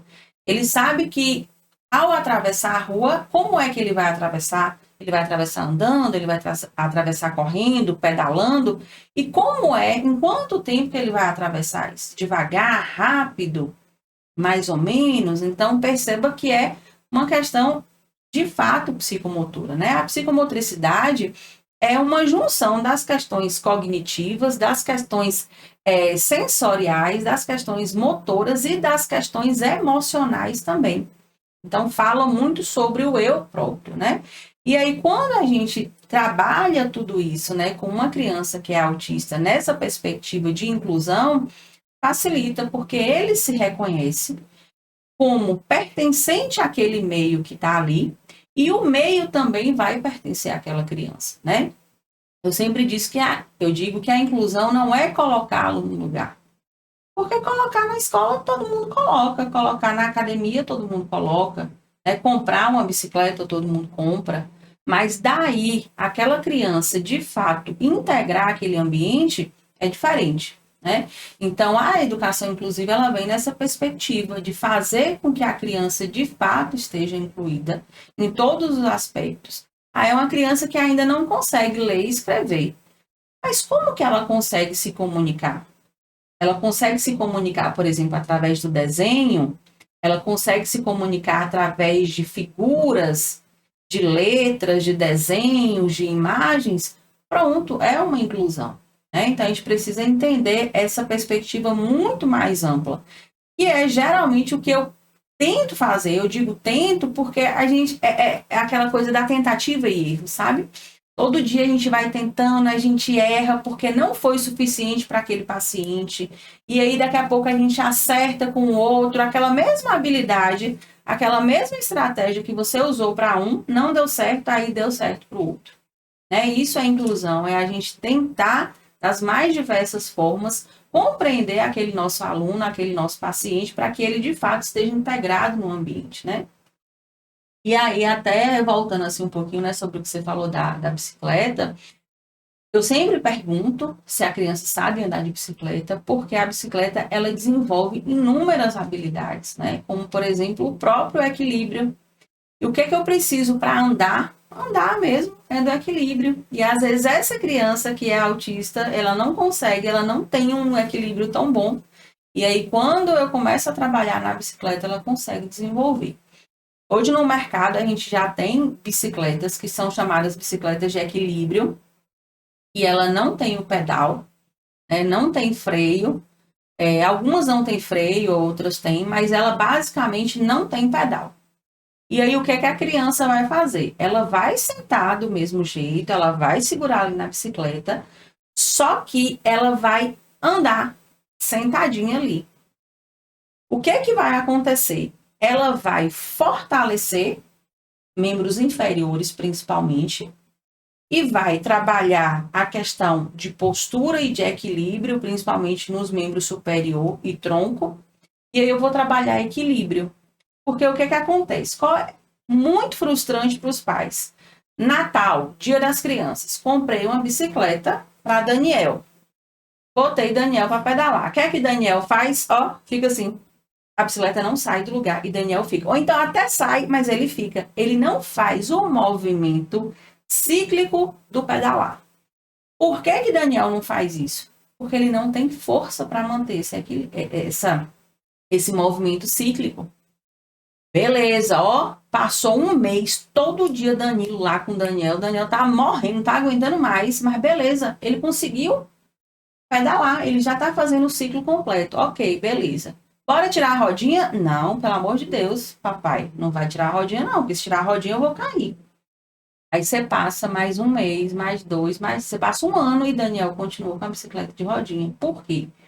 Porque a bicicleta de rodinha traz uma segurança para ele. E qual é a dificuldade em tirar a rodinha? Questão postural, questão da tonicidade e a questão do equilíbrio. Então, essa bicicleta que eu estava lhe dizendo que não tem o pedal, vai trazer tudo isso para Daniel. E aí, quando você passar para a bicicleta convencional, ele não vai precisar da rodinha. Então, percebam assim, que o exercício, ele dá condições da criança, de fato, aprender o movimento. A psicomotricidade é isso. A criança aprende a fazer o movimento. Então, assim, não é... É muito comum a gente falar assim, não, uma hora aprende, depois vai no automático. Mas esse automático é a pura repetição. E não é isso que a gente quer. A gente quer o aprendizado. A psicomotricidade é isso. Muitas pessoas confundem psicomotricidade com circuito. Aí monta aquele circuito bonitinho com várias coisas. O menino sobe, o menino desce, levanta a perna, abre, fecha, não sei o quê. Ah, é psicomotricidade. Não. Psicomotricidade não é isso. Vai muito mais além. A criança, de fato, precisa entender o movimento, realizar o movimento e realizar no momento certo. E aí é isso que vai acontecer com a bicicleta que não tem o pedal. A gente trabalha atenção, tonicidade, equilíbrio, noção de espaço, lateralidade, noção de tempo, coordenação motora, praxia global, né, no caso. E aí, por último, também a gente vai trabalhar a praxia fina, porque ele vai trabalhar essa questão das mãozinhas, né, apertando o freio e tudo. Então, perceba que um único acessório aí, que seria uma bicicleta, que custa, sei lá, entre 100 e 200 reais, pode fazer a diferença na vida de uma criança. E aí, consequentemente, a diferença na vida do adulto. É muito, muito esclarecedor. E aqui eu quero recapitular tudo que a gente tratou, né? Fizemos uma breve introdução do que é o espectro autista, e se a gente for falar tudo, inclusive ninguém sabe tudo, não, né? Não tem como esgotar o tema. A importância da socialização, da inclusão através do esporte, para que ela tenha esses benefícios acessórios dessa prática esportiva. Falamos também da questão da previsibilidade, você enfatizou bastante essa questão da previsibilidade, né?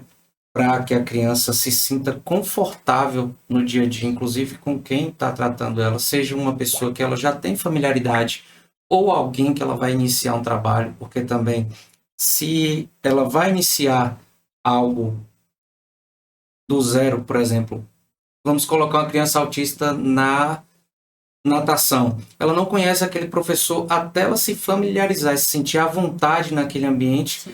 É também um trabalho terapêutico, digamos assim, né? e que vem favorecer. A gente falou sobre a importância dessa integração com outras áreas, né? Para que seja um tratamento interdisciplinar, e você falou muito bem sobre aí a questão tanto da atividade física quanto da psicomotricidade, né, que embora estejam unidas, mas são duas áreas diferentes, se você conseguir trabalhar as duas juntas. E aqui, pessoal, eu queria chamar a atenção para que você verifique se você tem alguma criança autista em casa, ou qualquer outro tipo de síndrome ou deficiência, enfim, procure com que as áreas que você trabalha desenvolvimento da sua criança, se comunique, né, que a escola se comunique com o terapeuta, que o terapeuta se comunique contigo, que você se comunique com a escola, vocês também trabalhem em conjunto, né, essas questões, para que não fique algo solto e que acabe prejudicando, porque se você coloca o seu filho na escola e ele faz uma atividade diferente daquilo que o psicólogo, o educador físico, o psicomotricista, o fonoaudiólogo está fazendo, você pode prejudicar, causando uma confusão na cabeça da criança e ao invés de ela se desenvolver, ela acaba retraindo. Uma coisa que a gente não falou foi no início, ao perceber os sintomas, tem algumas crianças que ela já vai apresentando o sintoma e vai se desenvolvendo ao longo do tempo, tem outras que elas apresentam um desenvolvimento assintomático, por exemplo, sem estereotipias, digamos assim, e de repente ela para de falar, de repente ela para de pegar o copo, a mamadeira e segurar, não ter essa autonomia na alimentação, por exemplo, e é como se houvesse um regresso aí, né, no desenvolvimento. Isso também é comum, né? Eu queria voltar esse tema rapidinho, só para que ele desse uma explicação para a gente em relação a isso. Algumas pessoas falam até que o autismo, houve uma regressão, né? O autismo regressa, alguma coisa nesse sentido, assim. Ou que o autismo surgiu naquele momento e a criança passou, isso, né? Não, meu filho falava tudo, e aí às vezes eles fazem até algumas associações. E aí depois que o avô morreu, ele parou de falar. Ou depois que o irmão nasceu, ele parou de falar. Às vezes eles fazem essa associação. Ele regrediu. Na verdade, o que acontece? Essa regressão que os pais falam, normalmente vai acontecer aí entre 2 anos até uns 3 anos. Ele vem tendo esse desenvolvimento, entre aspas, aí, normal. E aí o pai fala assim, não, quando ele fez 2 anos, ele parou de falar. Ele falava tudo. Ele falava papai, ele falava mamãe, ele falava água, dá, não, tchau. Falava tudo. Mandava beijo, olhava nos olhos, dava sorriso, dava tchau. E aí, quando ele fez 2 anos, eu percebi que já no aniversário dele, ele botou a mão nos ouvidos. Ele não tolerou mais o som e aí não falou mais. Mas o que acontece? O autismo já estava ali. Ele não surgiu com 2 anos, ele não surgiu com 3 anos. O que acontece antes desses 2 anos é que era muito sutil. E por volta dos 2 anos, todos nós passamos por isso. Na verdade, a gente ainda passa, mas na primeira infância, ainda quando é bebê e na primeira infância é mais forte, é a poda neural. O que é a poda neural? Para ficar de uma forma mais didática e de mais fácil compreensão. Se a gente for pensar aqui, nós temos uma árvore e de tempos em tempos a gente poda essa árvore, né? E o que é que você corta nessa árvore? As folhas que já estão secas, aqueles galhos que já não estão assim tão vistosos, você vai lá e corta. Quando você corta, ela continua crescendo, não é isso? No nosso cérebro acontece a mesma coisa. Quando acontece a poda neural, naturalmente tira-se esses neurônios que não estão tendo essa funcionalidade toda, como por exemplo o da fala. Aquele pontozinho assim que está relacionado à fala, se ele entender que não está sendo utilizado da maneira que deveria ser utilizado, o que é que ele vai fazer? Ele vai cortar. Acontece a poda. E aí a criança deixa de falar. Mas não é que entende que a criança não deixou de falar, é que a criança já tinha uma fala muito deficitária. Então, ela não deixou de falar. Ela já não utilizava toda a habilidade daquela fala, toda a habilidade que o cérebro poderia utilizar. É como se ela não usasse 100%. E aí o cérebro entende. Bom, já que não usa 100%, então não precisa. Eu vou lá e tiro. Por exemplo, na estereotipia. Ah, não, ó, ele não está utilizando o controle inibitório dele. Que está relacionado a essa questão da atenção, do foco. Então, já que ele não está usando isso, então vamos tirar. E é justamente nessa fase, entre 2 e 3 anos. Ao longo da nossa vida, a gente faz isso também. Mas ele é mais forte mesmo, ele é mais característico nessa primeira infância. Então, é por isso que, por muitas vezes, os pais só percebem a partir dos 2 anos. A partir dos 3 anos. Tanto é que alguns profissionais ainda fecham o diagnóstico a partir dessa idade. Mas nós já temos casos, vários inclusive, de que os pais perceberam e de que médicos começaram o tratamento em bebês com 6 meses, com 4 meses. Né? Então, o autismo ele já existia. O autismo ele não foi, ele virou autista. Não. A criança ela nasce com o autismo. Inclusive, ainda há algumas contradições, algumas questões relacionadas do porquê. Né? Se são questões genéticas, se são questões hereditárias, né? Porque às vezes a pessoa pode ter ali o gene, mas não levar para aquilo adiante, né? Questões sociais, questões, algum defeito, alguma questão assim, até surgiu essa história, essas pesquisas relacionadas a defeitos no esperma, especificamente no esperma, né? Então, assim, questões relacionadas à idade do pai, principalmente, questões relacionadas a peso e comorbidades durante a gestação, né? O peso chegaram da mãe. a falar também sobre ácido fólico, o tratamento com ácido fólico na gestação. Mas, assim, assim, completamente mito, né? A gente sabe que o ácido fólico, ele é utilizado na gestação justamente para poder trazer benefícios para a criança, né? Para que a criança consiga desenvolver, o feto ali no caso, né? Consiga desenvolver principalmente essa parte neural, né? De forma intensa, de forma forte, de forma concreta, vamos dizer assim, né? Então, assim, vacina também, é importante dizer, nenhuma vacina traz, né, o autismo, não é assim. Independente da vacina, não tem essa relação, né? Não tem relação com o tipo de alimento. Tem algumas relações que estão sendo estudadas, né, com o uso de álcool, substâncias psicoativas, né? Álcool, drogas, cigarro, as outras drogas ilícitas, né? Tem essa relação também. Com esse tipo, e aí já é uma questão social, né, de fora para dentro. Então, quando a gente fala nas questões sociais, tem essa relação, por exemplo, a má nutrição da mãe durante a gravidez. Então, se eu não estou nutrindo o meu corpo, logicamente o do bebê também não vai ser nutrido. Então, a deficiência de alguns tipos de vitaminas durante a gestação pode não causar, mas pode intensificar. Mas, de fato, a causa real que os cientistas, os estudiosos ainda levantam a bandeira mesmo são questões genéticas, né? São questões genéticas. Mas, por exemplo, a gente não tem um resultado como a síndrome de Down. A síndrome de Down, a gente sabe que é a duplicação de um exato cromossomo e, por conta disso, tem-se a trissomia 21. No autismo, a gente não consegue ter essa relação ainda, tá? Uhum. E então, pessoal,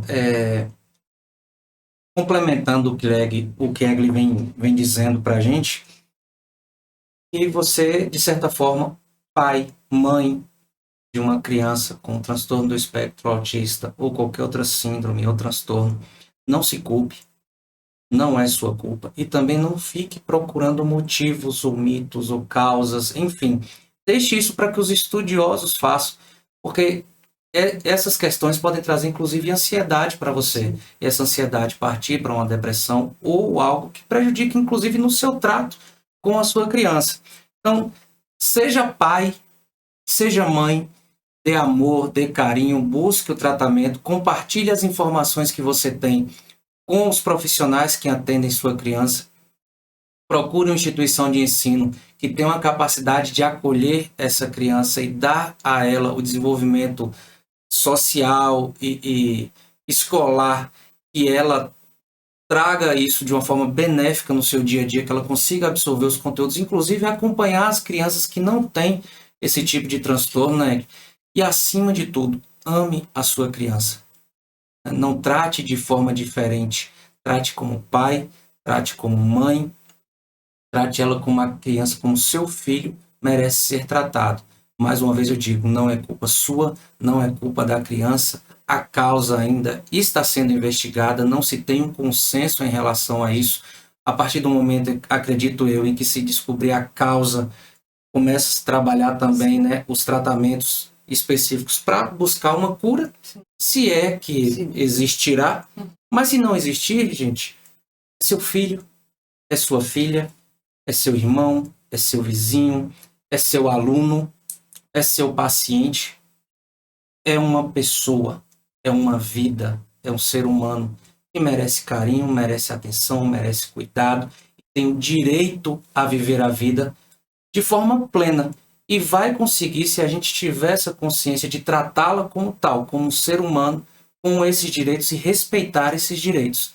Então, Egli, eu te agradeço de coração por ter vindo aqui, por nos brindar com todo esse conhecimento que você tem. É incrível a sua segurança. Gente, não é à toa, tá? Enquanto eu era da galera do fundão na sala, era da galera que sentava na frente da cadeira da professora. Sempre teve esse espírito mais voltado à aquisição de conhecimento de uma forma mais responsável. Não que eu fosse responsável, tá? Mas ela sempre ali à frente, buscando conhecimento de maneira mais integral, mais volumosa, digamos assim. E tá aí o resultado, essa profissional brilhante que deu pra gente uma aula espetacular sobre o transtorno do espectro autista, sobre outras síndromes, enfim, mas inclusive sobre a inclusão através da prática esportiva para integração das outras áreas e o desenvolvimento da criança como um todo. Egli, muito obrigado. A casa é sua. Volte sempre, porque a gente, longe de ter esgotado todo o assunto, a gente ainda tem muito mais a falar, mas se falar de uma vez só pode ficar cansativo e a gente pode também passar por algum tema desapercebido, né? Como a gente vai fazer agradecimento e quer citar o nome de todo mundo, a gente pode deixar alguém de lado, então fique à vontade para voltar quando quiser, a casa é sua. Inaugurou a nossa caneca, né? Danilo, eu te agradeço, foi muito bom, foi muito bacana, assim, o bate-papo. Eu acho que mais do que a gente, né, se reencontrar com esse carinho, mas é de fato a gente difundir, né? O autismo, ele é muito recente, a gente tem dados aí de 1940, né? Ou seja, foi alguns anos atrás, aí, algumas décadas, então ainda é muito recente, né? Como você mesmo falou, a gente não deve se culpar, né? Mas o contrário, eu acho que a gente deve levantar, lutar, não é fácil, né? Não, eu não sou mãe de uma criança autista, mas eu posso imaginar, né, 1% aí do quanto que é difícil, do quanto que é a batalha, né, de todos os dias. A gente educar uma criança que não tem um transtorno já não é fácil, porque a gente se estressa por conta do trabalho, por conta de outras questões, e o transtorno pode vir a dificultar, né, tudo isso. Realmente não é fácil. Eu posso, como eu falei, né, posso imaginar, mas é a gente entender que o diagnóstico, ele não é uma sentença. Sim. O diagnóstico, ele é um caminho que a gente vai seguir, né? A partir do momento que a gente tem um diagnóstico, a gente vai dizer, não, bom, e agora? O que é que eu vou fazer? Para onde eu vou? E aí buscar os profissionais, como você falou, né? Tem dificuldade na fala? Bora buscar fono. Tem dificuldade na questão motora, psicomotricista, profissional de educação física, questões de escola, pedagogo, questões sociais. Então, assim, buscar, né? Por mais que o autismo não tenha cura, não é uma doença e não vai ser um remédio que vai curar, que vai trazer o filho de volta, como muitos almejam, como muitos sonham, né? Mas a gente consegue trazer a criança para uma vida digna, para um tratamento responsável, um tratamento orientado, como a gente falou, né? Se tiver a necessidade da medicação, que seja com respaldo médico de fato, que seja tudo certinho. Sempre digo, tem que tomar medicação? Ok, vamos tomar. Quando está com diabetes não tem que tomar, quando está com hipertensão não tem que tomar. Então vamos também nesse sentido, né? Então é isso, o diagnóstico, ele não é uma sentença, é um caminho onde a gente vai seguir, né? E eu sempre digo que o exercício faz parte desse caminho, e as crianças que fazem exercício são, com certeza, muito mais felizes. E eu estou à disposição de vocês, né? Eu digo vocês, você enquanto aqui, né, do podcast, mas as pessoas também que estão assistindo, que estão escutando a gente, da mesma forma, né, como o Danilo fala, de curtir, de compartilhar.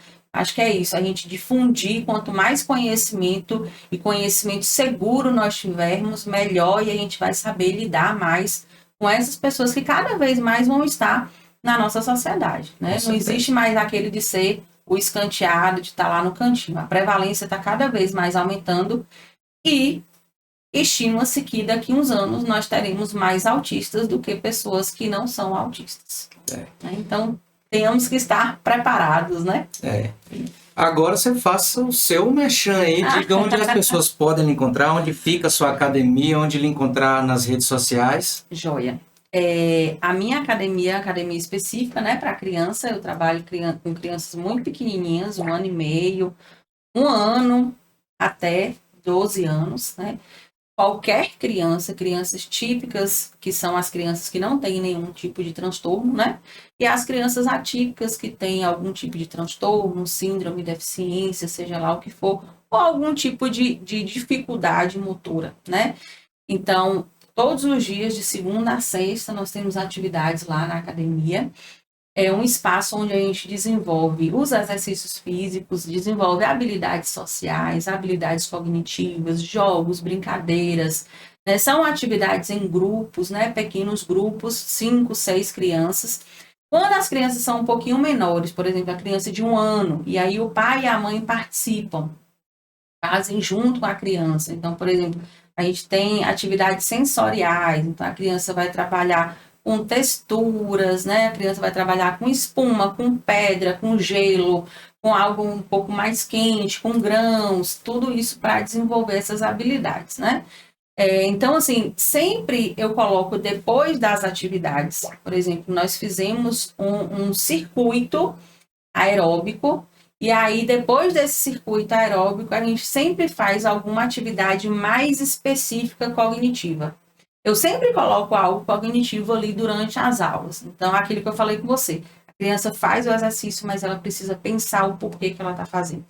E quando chega no final, a gente tem uma volta calma, que é o que a gente chama, né? Na educação física a gente fala assim, né? De volta calma. E essa volta calma a gente faz algo relacionado às questões cognitivas, né? Ou um jogo da memória, ou um jogo de cartas, ou um dominó, algo que seja relacionado a essas questões cognitivas. Então, assim, tem a parte séria, apesar de que essa parte séria a gente sempre coloca algo lúdico, porque a gente está lidando com criança, né? Então, eu não vou simplesmente pedir para ela fazer 10 agachamentos. Ela vai fazer 100 agachamentos, mas de uma forma lúdica que ela nem vai perceber que fez, né? Então, eu estou lá Na verdade, eu não estou na academia todos os dias, porque eu também sou funcionária pública, né? Sou servidora pública, e aí a gente divide. Eu tenho uma fisioterapeuta também comigo, tia Dani, tenho estagiárias também, tenho 2 Bias lá, que são estagiárias, tem Clara também, que é minha estagiária, que as meninas estão junto comigo o tempo todo. Então, assim, eu capacitei a minha equipe.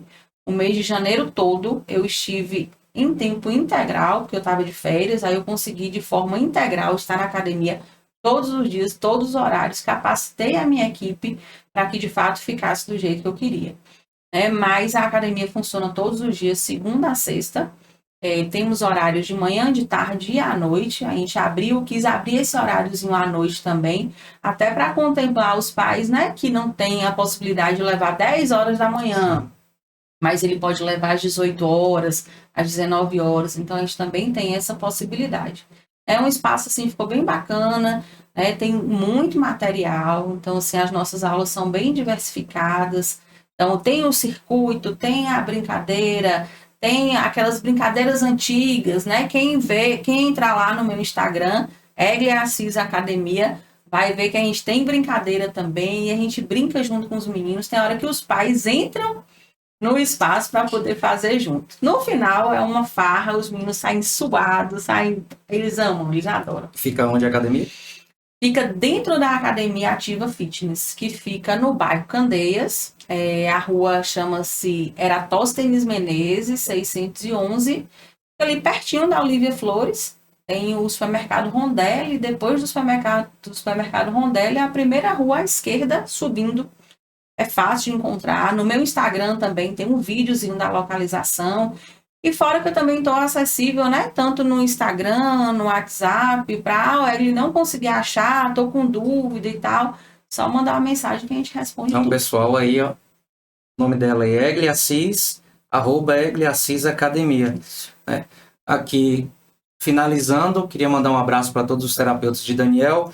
Edna, Sucena, Samara, Eduardo, Amanda. Então, um grande abraço para vocês. Obrigado pelo que fazem pelo meu pequeno, e por tantas outras crianças. Obrigado também ao IEB, que acolheu meu filho e trata tão bem lá, com tanto carinho, com tanto amor. Um abraço para todos vocês. Você que ainda não se inscreveu, se inscreva no canal. Estou de olho em você. Você vem aqui, olha o conteúdo e não se inscreve. Então se inscreva, veja os vídeos, curta, compartilha. E aqui também, antes de finalizar, eu quero mandar um abraço para minha amiga Thaís. Você aí em São Paulo, Thaís, que sempre nos brinda também com suas mensagens, com seu feedback, com seu conhecimento a respeito do tema. Tem aí também seu filhinho diagnosticado com TEA, sabe todos os desafios que a gente enfrenta no dia a dia. Grande abraço para você, fique com Deus. A você que nos acompanhou até agora, pessoal, muito obrigado mesmo, que Deus te abençoe. Espero que o conteúdo tenha agradado e que tenha servido de alguma forma para engrandecer a gente a respeito do tema e tratar melhor as crianças, os adolescentes e os adultos que são diagnosticados. Não é preguiça, não é malcriação, não é falta de vontade, é uma condição que às vezes o impede de tratar as coisas como nós, pessoas típicas, tratamos. Então, fique com Deus, grande abraço, até a próxima. Obrigado, Egli, mais uma vez. Danilo. Até mais. Até.